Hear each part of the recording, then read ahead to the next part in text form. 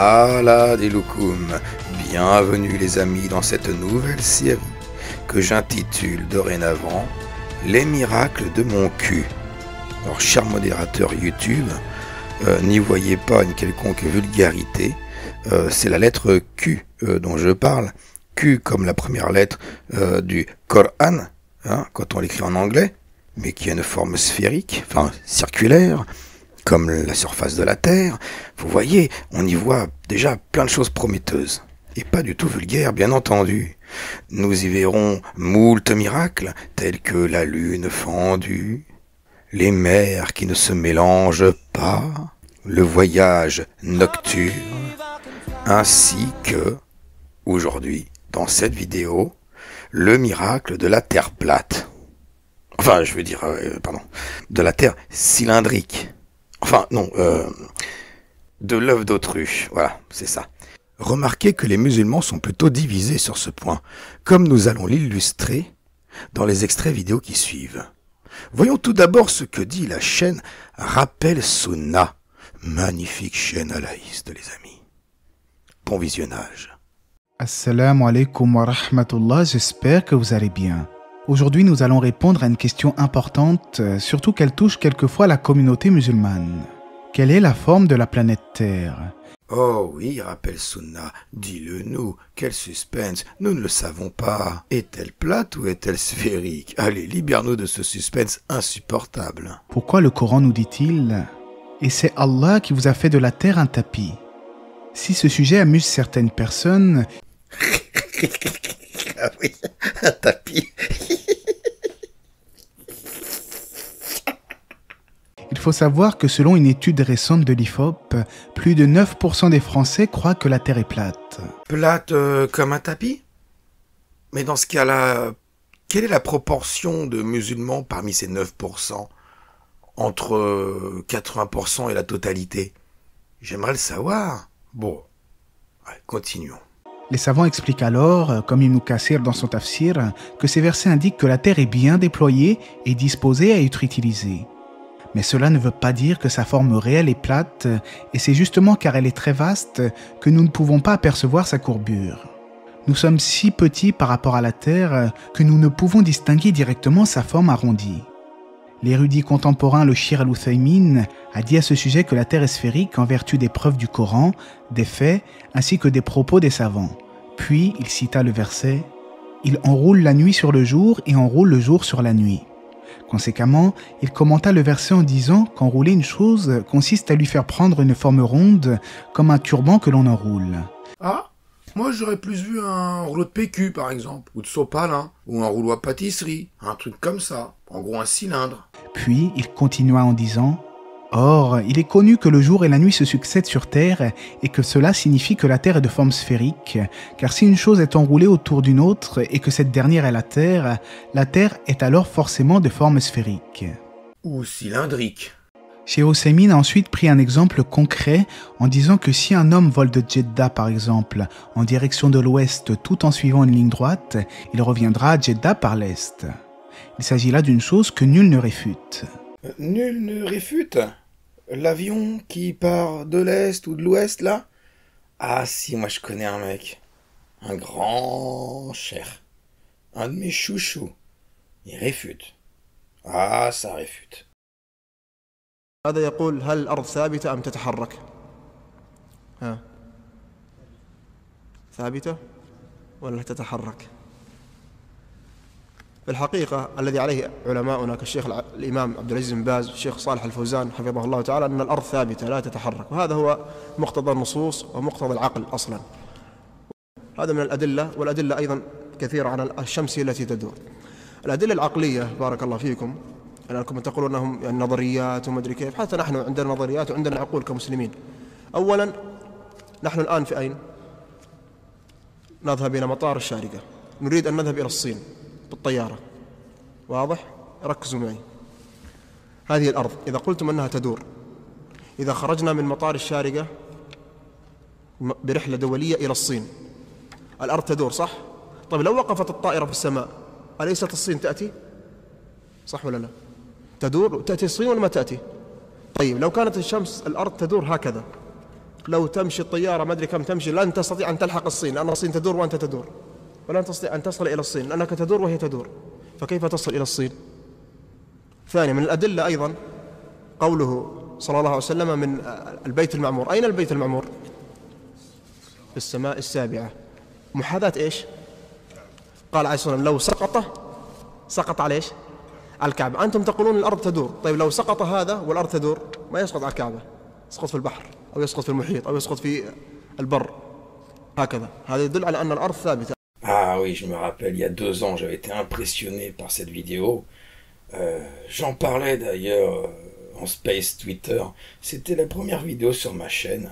Je me rappelle, ah que de souvenirs, c'était marrant. Il m'avait impressionné ce mec. Hein. Des génies quand même. Hein. Des génies les grands savants de l'islam.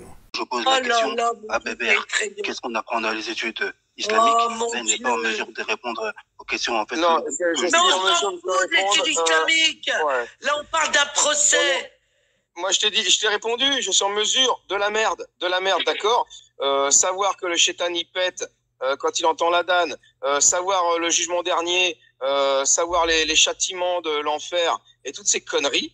Des études à la con, t'as rien qu'à voir les barbus quand ils s'expriment, je suis désolé, c'est des universitaires de Al-Azhar, de Médine et autres, tu les entends sur leurs vidéos YouTube, dans leurs conférences quand ils s'expriment, le mec il t'explique que la Terre elle est plate, hein, je te signale, ou qu'elle tourne pas, parce que si elle tournait un avion il irait pas en Chine, t'as pas vu, c'est les professeurs d'université dont tu parles.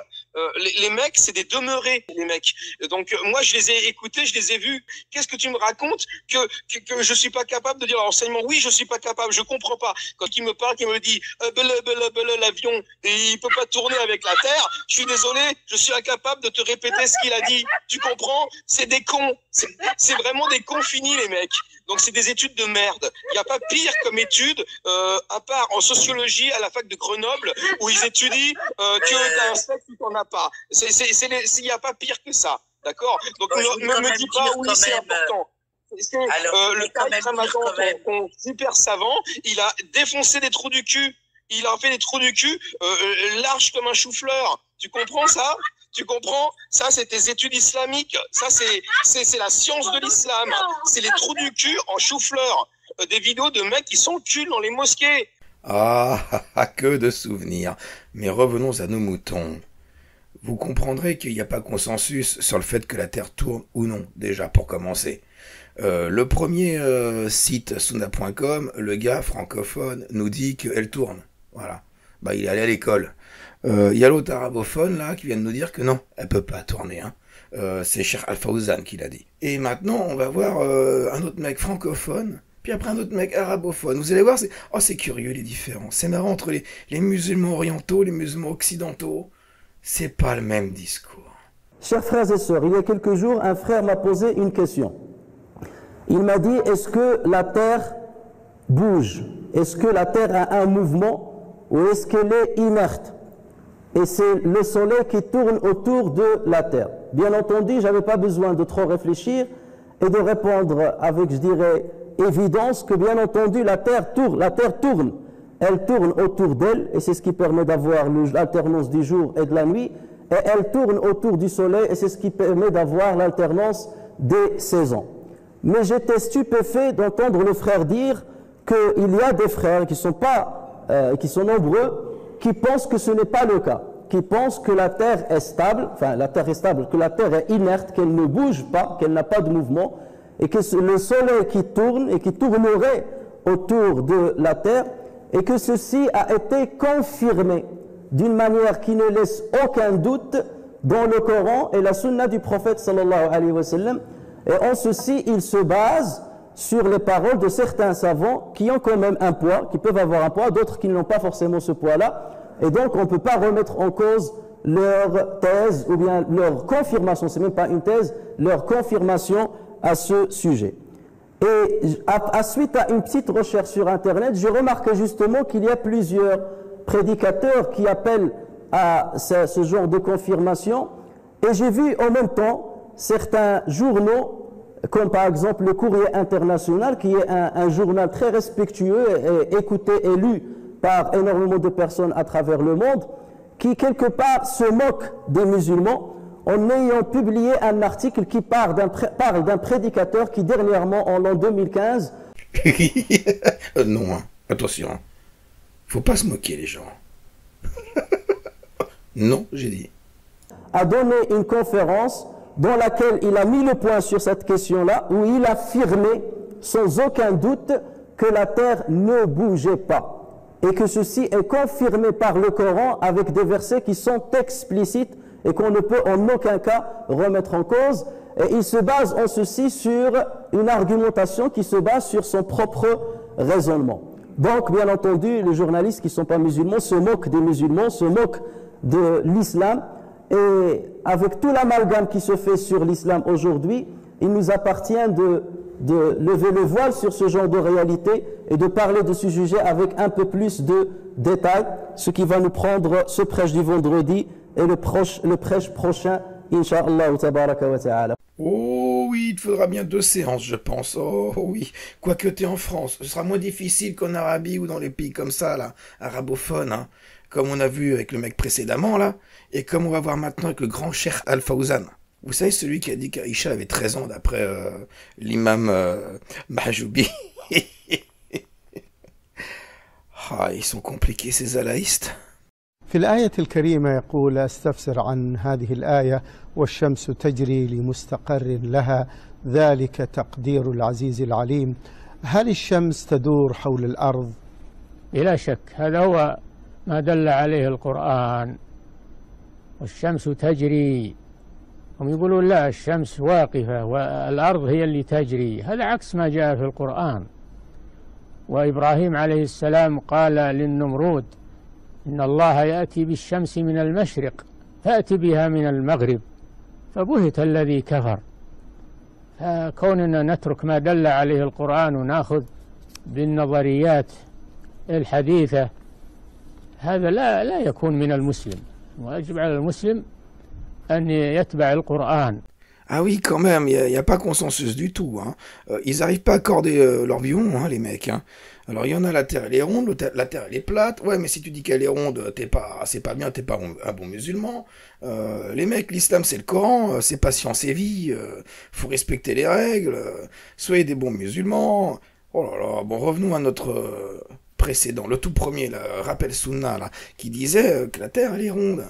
Est-ce qu'il va changer d'avis ou est-ce qu'il va se mettre à être raisonnable et à suivre quand même les préceptes de sa religion? Parce que là, il file un mauvais coton à mon avis quand même, non? Tel est l'avis des érudits musulmans sur la question de la forme de la Terre. Alors, certains platistes musulmans diront-ils que ces savants sont des mécréants? En effet, même si j'ai rencontré des gens bienveillants qui arrivent à ne pas sortir du cadre de la bienséance, j'ai parfois rencontré des gens qui ont osé me traiter de mécréant car soi-disant, je renierais le Coran en disant que la Terre est ronde. C'est un dialogue de sourds. Ah ouais, non, mais attendez, de là le takfirisé, non, je suis pas d'accord. Il a le droit de se planter, hein. Ou alors, peut-être d'avoir raison, attention, hein, peut-être que dans le Coran, la Terre, elle est ronde. Alors peut-être il faudrait qu'on trouve quelque chose, les amis. On va chercher. Je suis sûr qu'il y en a quand même qu'on trouvait dans le Coran des versets qui disent que la Terre elle est ronde et qu'on expliquait comment qu'elle est ronde. Ah, on va trouver ça pour aider notre ami parce que sinon il risque de mal finir le mec. Hein. Ah les mecs s'ils le takfirisent, c'est des méchants en face. Hein. Ils sont méchants. Hein. Le docteur Wahba al-Zuhaili a dit « Allah, exalté soit-il dit, sans des versets, êtes-vous plus dur à créer? Ou le ciel, qu'il a pourtant construit? Il a élevé bien haut sa voûte. Puis l'a parfaitement ordonné. Il a assombri sa nuit et fait luire son jour. Et quant à la terre, après cela, il l'a étendue. Cette parole d'Allah, exalté soit-il, démontre le fait que la terre est de forme sphérique, tout comme le terme étendue indique que la forme sphérique de la terre n'est pas parfaite et qu'elle est aplatie comme l'œuf. Il a dit étendu, c'est-à-dire qu'il l'a aplani pour l'homme tel l'œuf et non pas comme une sphère parfaite. En effet, il est bien connu que la Terre est aplatie au pôle. Oh, calme-toi, garçon. Je t'arrête tout de suite, mon coco. Hein. La Terre aplatie au pôle, ça donne ça. D'après les calculs de Newton, Tu trouves également et facilement dans le journal du Monde, tu aurais pu faire l'effort, que l'aplatissement est d'environ 0,3%. Et ça ressemble pas du tout à ça. Et pourquoi pas aussi à ça, tiens, tant que tu y es, hein? Mais t'inquiète, hein, peut-être que dans le Coran, ça parle aussi de citron, hein, de poire, ou de banane. Foncez les mecs, allez-y, foncez, hein, à vos recherches, hein. Allez, vive le concordisme. Mais tiens, j'ai faim. Oh, je me taperais bien un bon couscous. Ah non, attends, une fondue savoyarde, c'est de saison, là. Bon, allez, trêve de baliverne, revenons à notre magnifique œuf d'autruche. Previously, the human beings, we thought that the earth on which we live, it is flat. It was in 1577, Sir Francis Drake, when he sailed around the earth, he proved that the earth was spherical. Quran mentions in Surah Luqman, chapter number 31, verse number 29, it is Allah subhanahu wa ta'ala who merges the night into day and merges the day into night. Alam tara anna Allaha yuliju layla fil nahari wa yuliju nahara fil layli. It is Allah subhanahu wa ta'ala who merges the night into the day and merges the day into the night. Merging is a gradual and slow process. The night slowly and gradually merges into the day, and the day slowly and gradually merges into the night. If the earth was flat, there would have been a sudden change. It would have been a gradual process of night merging into the day and day merging into the night. Allah gives a similar message in Surah Az-Zumar, chapter number 39, verse number 5. It is Allah subhanahu wa ta'ala who overlaps the night unto the day and overlaps the day unto the night. The Arabic word used here is kawara, which means to overlap or coil. So the Quran says it is Allah subhanahu wa ta'ala who overlaps or coils the night unto the day and overlaps or coils the day unto the night. Coiling, the word kawara is used, how you coil a turban unto your head. Ben non, mais toi aussi tu déconnes. Un turban autour d'une pastèque tant que tu y es, autour d'une boule de bowling, ah oui, ça fera un truc sphérique. Mais quand tu enroules un truc, par exemple sur lui-même, ou peu importe, ça va prendre une forme cylindrique. Par exemple, un tapis, hein, un joli tapis qui s'enroule. C'est plutôt ça, à mon avis. Ça parle plutôt de tapis. Hein. Désolé, garçon, désolé. Bah, allez, vas-y, continue. Allez, vas-y. This overlapping and coiling of the night unto the day and the day unto the night is only possible if the shape of the earth was spherical. If it was flat, it was not possible. And Allah further says in Surah Naziat, chapter number 79, verse number 30, we have made the earth as an expanse, and we have made the earth egg-shaped. Wal arda ba'da zalika dahaha. Wal arda ba'da zalika dahaha means, and then we made the earth egg-shaped. One of the meanings of dahaha is an expanse, and the other meaning of the Arabic word dahaha, it is derived from the Arabic word duya, which means an egg. And we know today that the earth on which we live is not completely round like a ball. It is geospherical in shape. It is flattened from the pole and it is bulging from the center. And the Arabic word duya doesn't mean a normal egg. It specifically means the egg of an ostrich. And if we analyze the shape of the egg of an ostrich, it too is geospherical in shape. Imagine, the glorious Quran mentions 1400 years ago that the shape of the earth is geospherical. It does not say spherical only, it specifically mentions like the egg of an ostrich. Alors là, je vous vois venir, les amis. Vous vous dites, mais qui va-t-il convertir avec des arguments aussi pourris qu'un œuf d'autruche, qui va se faire débunker en plus? Eh ben, je vous laisse regarder la suite. Encore plus rapproché de l'islam, surtout qu'en cherchant sur le Coran, en fait, j'ai appris que 80% des faits scientifiques qui sont notés dans le Coran ont été prouvés scientifiquement. J'ai trouvé ça énorme, j'ai trouvé ça incroyable. Je me suis donc... Ah, mais attendez, je vais me convertir, les gars. J'avais jamais pensé à ça. Eh oui, quand un escroc te dit que telle découverte scientifique est vraie parce qu'elle a été faite par des scientifiques et que cette découverte faite par des scientifiques est prouvée par des scientifiques qui l'ont découverte et que c'est prouvé scientifiquement, Mashallah, c'est magnifique. Bon, allez, on va passer maintenant, parce que ça sent fortement l'arnaque, ce concordisme sent vraiment l'arnaque, donc on va passer au grand Da'i, un des plus grands qui existent au monde de façon internationale. On a cette chance qu'il soit francophone, qu'il vive en Belgique, et qu'il œuvre beaucoup sur les spaces Twitter. J'ai nommé le fabuleux, the greatest, Abu Nuh. Allez, on l'écoute, c'est magnifique, les amis.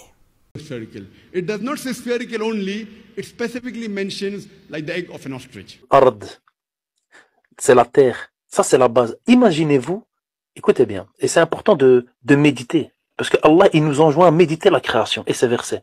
Donc, méditez cela. Et imaginez-vous qu'en fait, la création, c'est comme un immeuble. Et sa base, c'est la terre, l'ard, sur lequel reposent 7 cieux.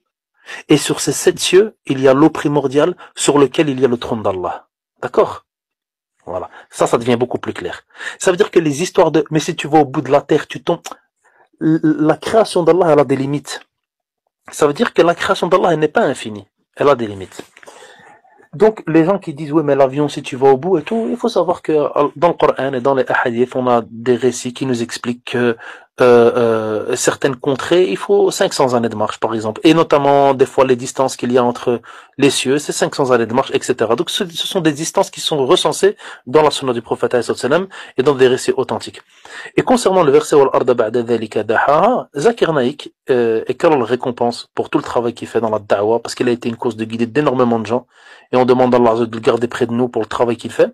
Mais sur cette question-là, il s'est trompé et il a fait ce qu'on appelle du concordisme, c'est-à-dire que le terme dahaha, il nous dit qu'il vient de Duhyan, qui veut dire l'œuf d'autruche.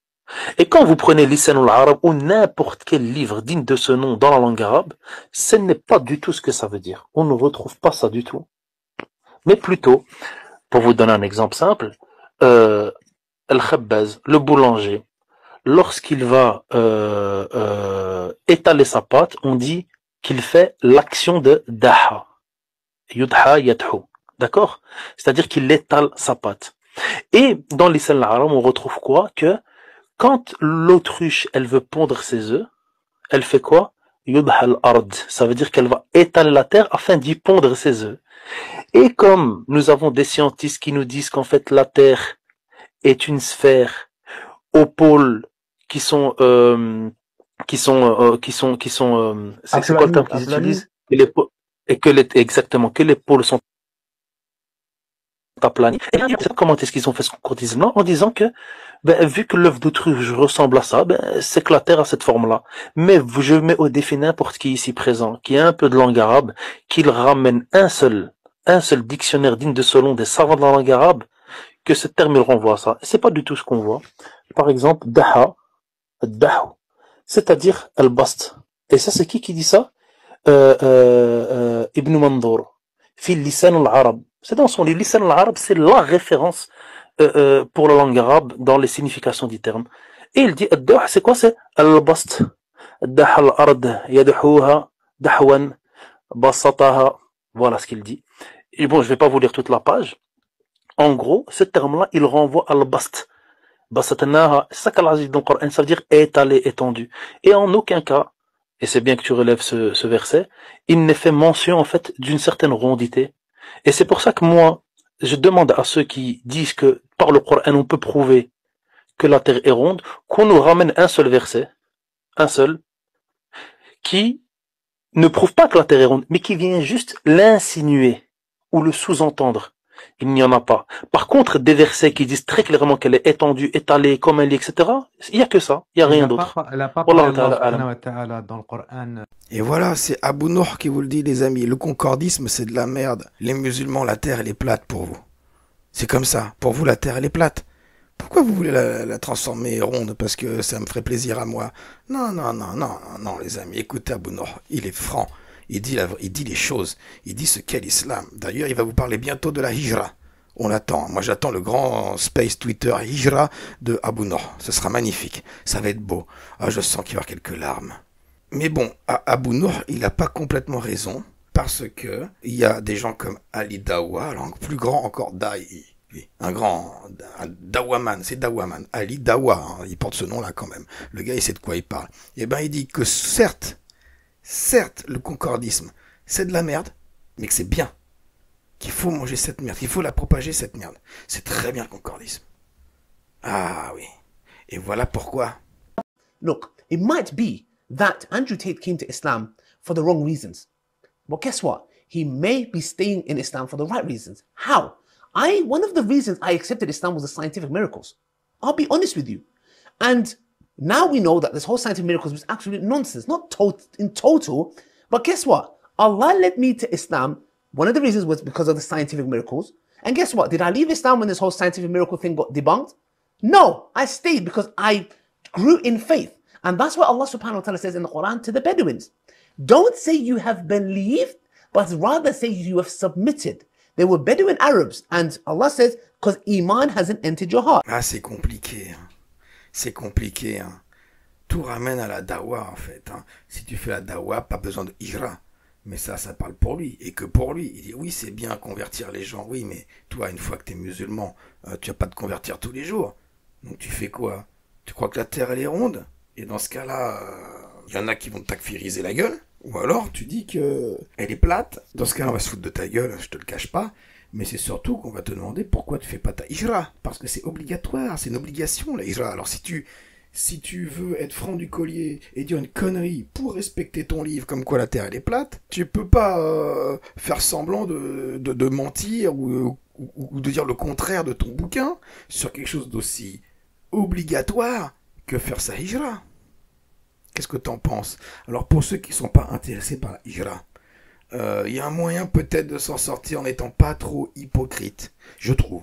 Écoutez, je vais vous montrer un dernier extrait d'un imam, en tout cas un mec qui est sur les réseaux sociaux, là sur YouTube, et je trouve que il s'en sort pas trop mal, avec pas tant d'hypocrisie que ça, bien sûr, c'est obligé l'hypocrisie quand tu veux pas faire ta hijra, t'as pas le choix.